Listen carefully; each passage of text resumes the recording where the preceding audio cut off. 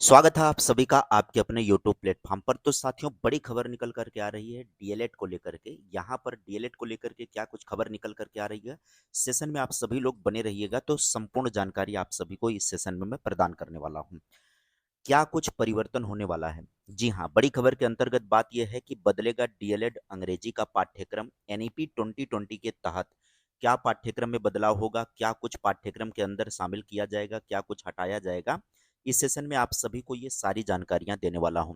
अगर आप चैनल पर पहली बार हैं तो चैनल को सब्सक्राइब कर दीजिएगा और सभी लोग वीडियो को लाइक जरूर कर दीजिएगा। बात करेंगे दूसरे और चौथे सेमेस्टर को लेकर के। ये अपडेट आ रहे हैं कि बदलेगा डीएलएड अंग्रेजी का पाठ्यक्रम। क्या बदल करके होगा अंग्रेजी के पाठ्यक्रम में, कितना बदलाव हो सकता है? तो देखिए, डीएलएड अंग्रेजी पाठ्यक्रम में ऐतिहासिक बदलाव की तरफ जा रहा है। राष्ट्रीय शिक्षा नीति 2020 के तहत एक दशक बाद सिलेबस में बड़ा अपडेट करने की पूरी तैयारी चल रही है। क्या कुछ अपडेट हो सकता है, चलिए समझते हैं। पृष्ठभूमि और उसकी आवश्यकता को समझते हैं। प्राथमिक स्कूलों में सहायक अध्यापक भर्ती के लिए अनिवार्य डीएलएड जो है, पहले बीटीसी के नाम से जाना जाता था। बदलाव क्यों?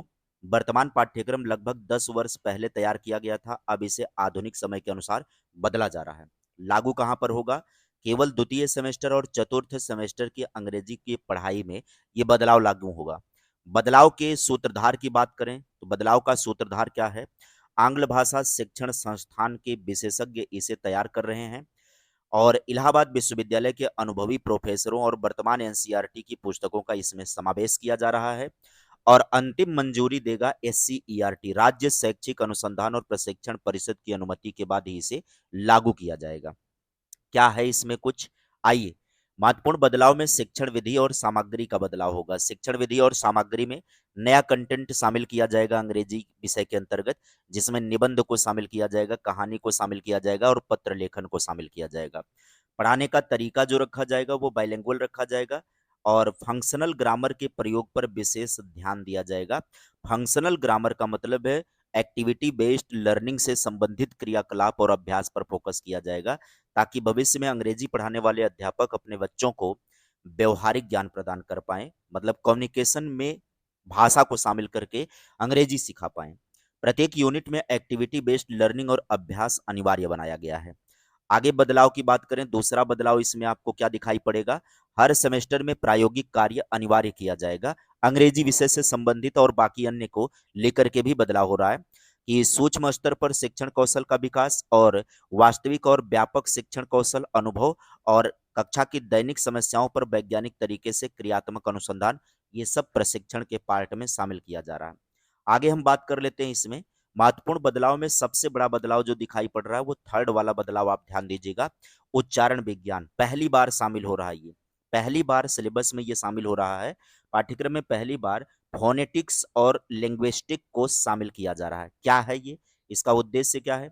यह ध्वनि और भाषा का विज्ञान है। इससे शिक्षकों और प्रशिक्षुओं दोनों को अंग्रेजी के सटीक और सही उच्चारण की बारीकियों को समझने में मदद मिलेगी। जो समस्या होती है उच्चारण को लेकर के, ये भाषा के अंदर पहली बार शामिल किया जा रहा है।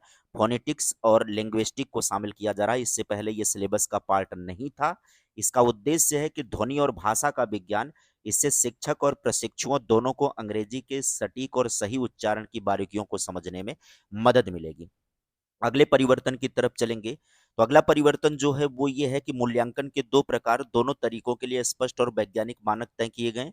प्रश्न पत्रों के निर्माण के लिए वैज्ञानिक ब्लूप्रिंट बनाने का तरीका सिखाया जाएगा टीचर्स को जो प्रशिक्षण ले रहे हैं। प्रश्नों की विविधता, रटने के बजाय समझ और परखने के लिए हर यूनिट में विभिन्न प्रकार के प्रश्नों को शामिल किया जाएगा। रचनात्मक मूल्यांकन और योगात्मक मूल्यांकन के लिए ब्लूप्रिंट बनाने को प्रश्न पत्रों के ब्लूप्रिंट बनाने के तरीके सिखाए जाएंगे जो लोग प्रशिक्षण ले रहे होंगे। और प्रत्येक यूनिट में विभिन्न प्रकार के प्रश्नों को भी शामिल किया जाएगा जिससे शिक्षक प्रशिक्षुओं का मूल्यांकन किया जा सके। आगे बात करेंगे, एक दिशा में बात करें तो प्रधानमंत्री का दृष्टिकोण और सरकारी प्रतिबद्धता भी इस दिशा में दिखाई पड़ती है।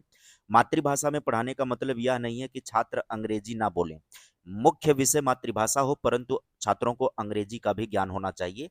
ये राष्ट्रीय सम्मेलन में नई दिल्ली में प्रधानमंत्री जी ने विजन दिया था। यूपी सरकार की प्राथमिकता की बात करें तो कक्षा 1 से 12 तक के 1 लाख से अधिक स्कूलों के छात्रों को अंग्रेजी के ज्ञान के लिए सरकार गंभीर है। अपर मुख्य सचिव द्वारा कड़े कदम उठाने के निर्देश दिए गए।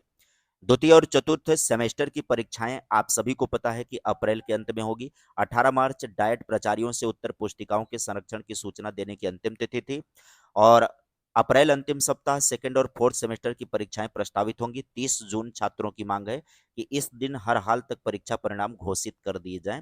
ये विद्यार्थी डिमांड कर रहे हैं क्योंकि इस वैकेंसी का सीधा संबंध की इस परीक्षा का सीधा संबंध बिहार शिक्षक भर्ती से है। प्रशिक्षु चाहते हैं कि आगामी बिहार शिक्षक भर्ती जो प्राथमिक और जूनियर स्तर की है वो उसमें शामिल हो जाएं। इस भर्ती के लिए शैक्षिक योग्यता की अंतिम तिथि अगस्त 2026 तक ली जाएगी। 2023 का बैच सत्र पहले से ही विलंबित चल रहा है, इसलिए समय पर परिणाम आना छात्रों के भविष्य के लिए महत्वपूर्ण है। एक अंतिम निष्कर्ष के रूप में बातें आपको समझा दें। पहला है कि सिलेबस अपडेट होगा। 10 साल बाद एनईपी के तहत नया अंग्रेजी पाठ्यक्रम शामिल किया जाएगा। पहली बार फोनेटिक्स और एक्शन रिसर्च और एक्टिविटी बेस्ड लर्निंग को शामिल किया जा रहा है। सही उच्चारण और फंक्शनल ग्रामर पर पीएम और यूपी सरकार का जोर है, उसी को ध्यान में रखते हुए ये बदलाव किया जा रहा है और कहा जा रहा है कि परीक्षाएं अप्रैल अंत में हो जाए और रिजल्ट आ जाए ताकि बिहार भर्ती जो आने वाली है उसमें शामिल कर लिया जाए हम लोगों को। ये विद्यार्थियों की डिमांड है।